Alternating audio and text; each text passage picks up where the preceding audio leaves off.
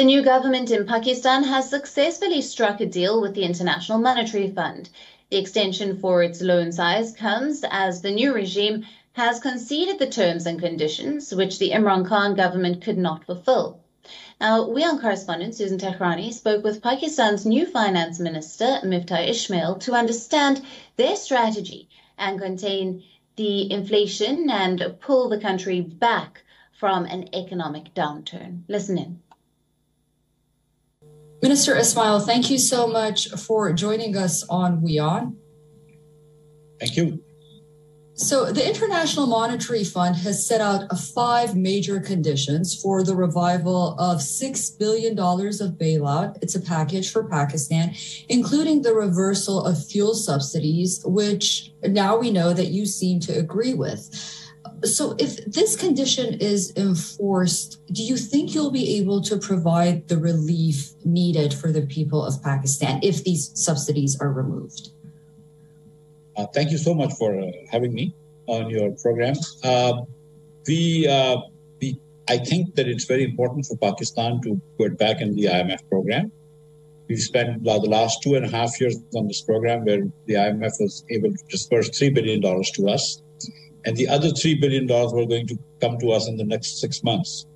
So to give up this program just now when it was backloaded and we're about to get more funds will make no sense for us.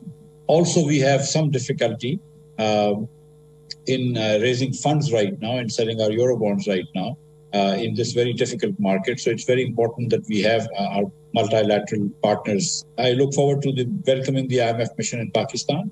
And one of the points of discussions with the IMF has been their point about reversing these subsidies that were given by the last government in the last month of its government. These are a very large drain on the government of Pakistan, a drain large enough that we cannot sustain.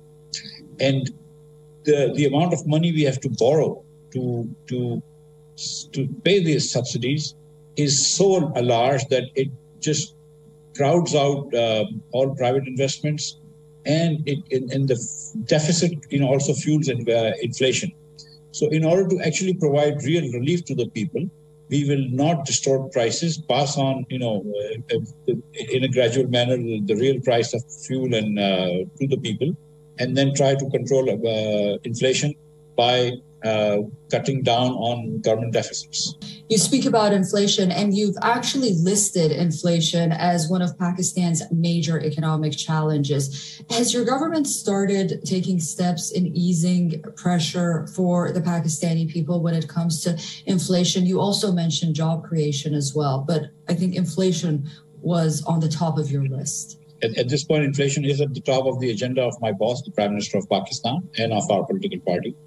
And we really want to bring the inflation down. That has caused a lot of hardship to the people of Pakistan. And the Prime Minister has already decided and has instructed the Pakistani Government Corporation, Utility Stores Corporation, which has stores that sells, relatively inexpensive commodities, groceries and all that, to sell sugar, rice, sugar, wheat, and edible oil at a cheaper price. Edible oil, I think, at almost about 40% discount to the market, and sugar about 15% discount to the market. Wheat also about 15% discount to the market. So that is a targeted subsidy to the very poor. And whereas we understand that the policies of the previous government cannot be overturned in a day, and the policies of the previous government will have effect on prices. And so we are going to continue to have inflation over the next 2-3 months before our policies start to kick in and we try to control them.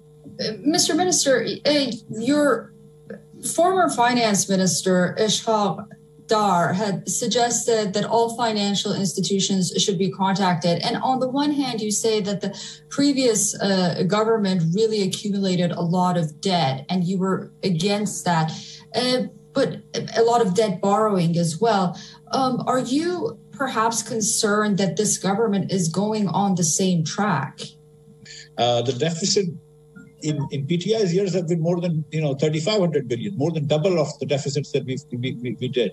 So obviously they've accumulated a lot of debt, and what we need to do is to try to, and this is where I said, that tighten our belts and try to not spend money we don't have, and so we will try to have both a vigorous program of revenue collection without raising any rates. I'm going to try and collect revenues, and I'm going to show them that how we can actually, a Muslim League government can increase tax revenues without raising rates. Minister Ismail, thank you so much for joining us on WION.